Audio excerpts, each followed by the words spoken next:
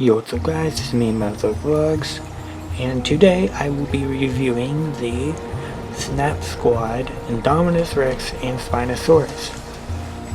So sadly, when making this review, I wanted to originally review the Spinosaurus, bull T-Rex, and maybe the Dilophosaurus, but sadly, I couldn't find the bull T-Rex and Dilophosaurus, and online they're pretty expensive, at least from what I could see.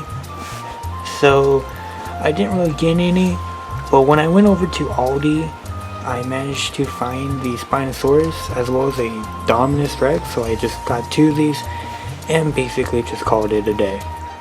Alright, so on the packaging of these guys, here we got this Jurassic Park 3 Spinosaurus.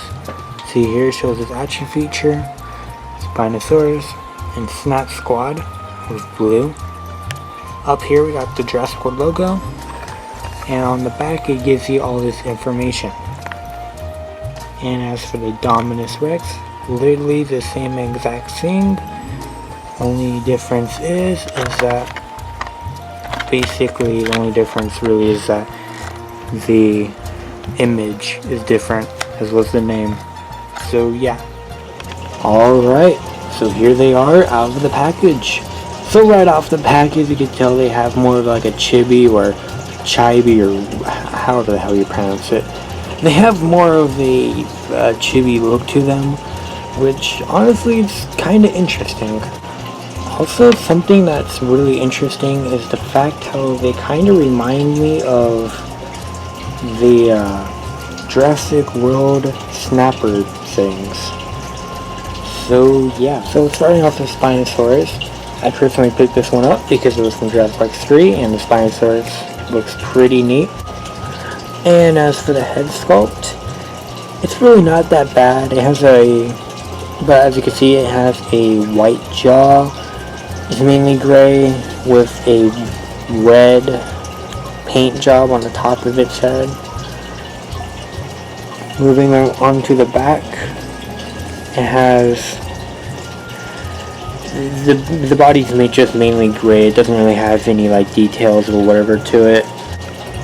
Other than the gray, the only other colors that you see are the darker gray for the toenails and the red paint application for the cell.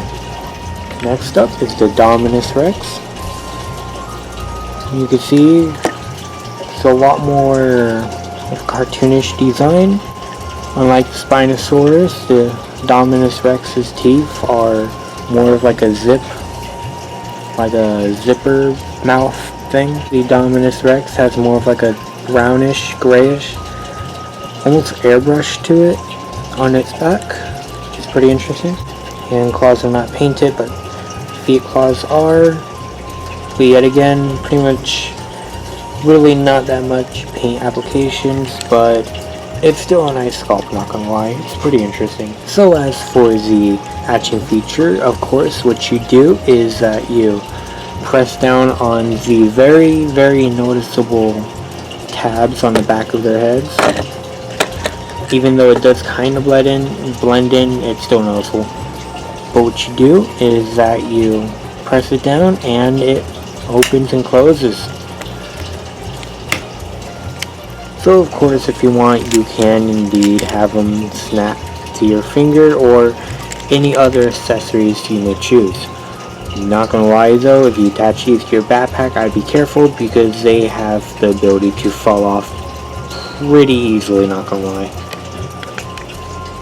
Also, something that's pretty interesting about these is that all the limbs are not tightened at all, so they're just mainly floppy, which is pretty interesting. Tail, hands, feet, pretty much everything.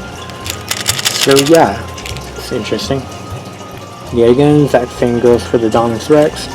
Unlike the Spinosaurus, Indominus Rex jaw doesn't open that much. So sizing, these guys aren't that big. They're actually pretty small. Like here's a box cutting knife compared to them. So as you could obviously see, they are smaller than the knife.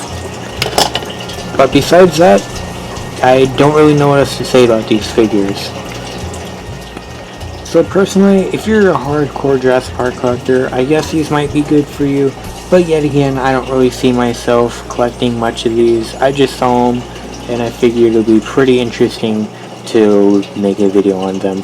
But besides that, I just want to say please go check out my Discord and Instagram, and also remember to click that subscribe button. It helps out very much. But like always, I hope you guys have a wonderful day, and goodbye.